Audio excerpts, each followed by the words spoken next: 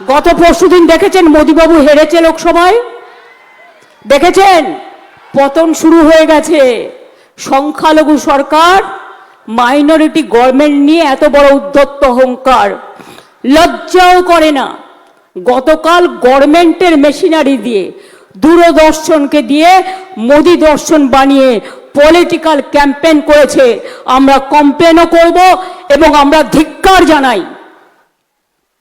মহিলার জন্য তোমার পীড়িত, দয়া মায়া। এবার বলি, মহিলা বিল পাশ হয়েছিল কবে? 2023 সালের 25শে সেপ্টেম্বর। আমরা সবাই সমর্থন করেছিলাম, 450-এর বেশি ভোট পেয়েছিলে। সেই মহিলা বিল আজ পর্যন্ত কার্যকরী হয়নি কেন? মোদি বাবু জবাব দাও, অমিত শাহ জবাব দাও, বিজেপি পার্টি জবাব দাও। আমাদের নামে মিথ্যে কথা বলছো। তোমরা কি করেছিলে? মহিলা বিলটাকে আলাদা না করে, এক বিল কবার পাস হয়, কবার করে মহিলা বিলের সাথে তোমরা ডিলিমিটেশন যুক্ত করে দিয়েছিলে। তার অর্থ বঙ্গভঙ্গ করা, তার অর্থ দেশভঙ্গ করা, তার অর্থ নিজেরা হারবে জেনে 543টা সিটের জায়গায় 850-র বেশি সিট করবার জন্য এই পরিকল্পনা করেছিলেন। তোমরা যদি মহিলাদের ভালোবাসতে, মহিলাদের বিল যেটা পাশ হয়ে গেছে সেটা চালু করে দিতে। কোনোদিন বিজেপি করবে না।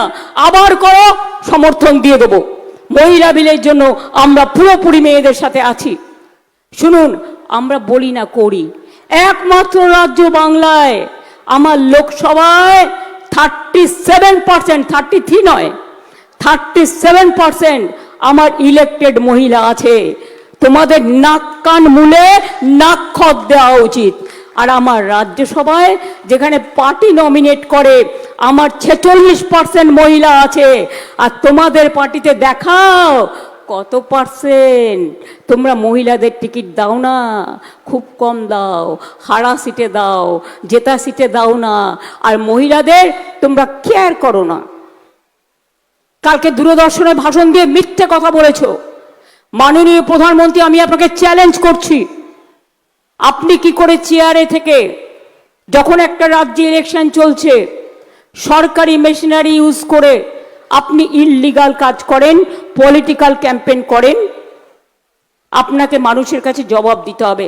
आपको रिप्लाई देना चाहिए to the people of India that you are doing the illegal campaign for your party. It is not Mahila bill, it is the delimitation bill, and Mahila bill is already passed 2023, 25th September, where more than 450 votes we all supported.